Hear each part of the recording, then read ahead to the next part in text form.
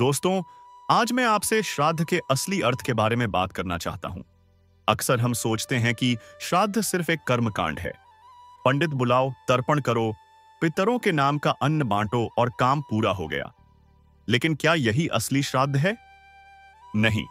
श्राद्ध का मतलब है श्रद्धा से किया गया कार्य। अब जरा सोचिए, हमारे माता पिता ही हमारे पहले देवता हैं। अगर वही घर पर दुखी बैठे हैं और हम बाहर जाकर मंदिर मस्जिद में पूजा कर रहे हैं, तो क्या भगवान खुश होंगे? बिल्कुल नहीं। आपको एक कथा सुनाता हूं। एक बार गणेश और कार्तिकेय में विवाद हुआ कि शादी पहले किसकी होगी। शिव पार्वती ने शर्त रखी, जो पहले पूरी पृथ्वी की परिक्रमा करेगा, उसी का विवाह पहले होगा। कार्तिकेय जी अपने वाहन मोर पर बैठकर तुरंत निकल पड़े। और गणेश जी ने क्या किया? उन्होंने अपने माता पिता को आसन पर बैठाया और 7 बार उनकी परिक्रमा कर ली। फिर कहा, माता पिता की परिक्रमा ही पूरी पृथ्वी की परिक्रमा के बराबर है। दोस्तों, यही संदेश है।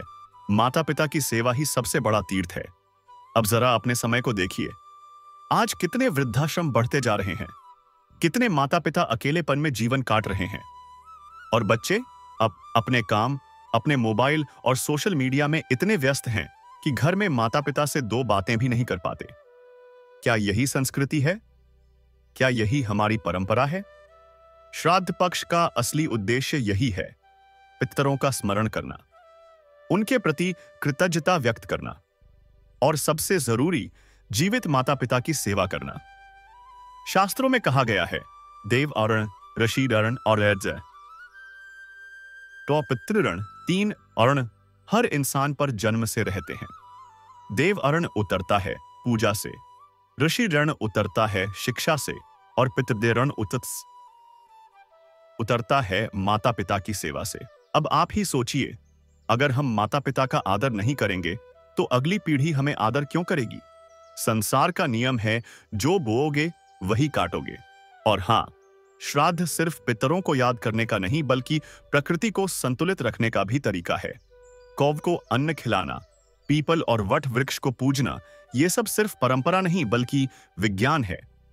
तो दोस्तों, मैं आपसे यही कहना चाहता हूं, श्राद्ध का असली मतलब है अपने माता पिता का सम्मान करना, उनकी सेवा करना और पितरों के प्रति कृतज्ञ होना।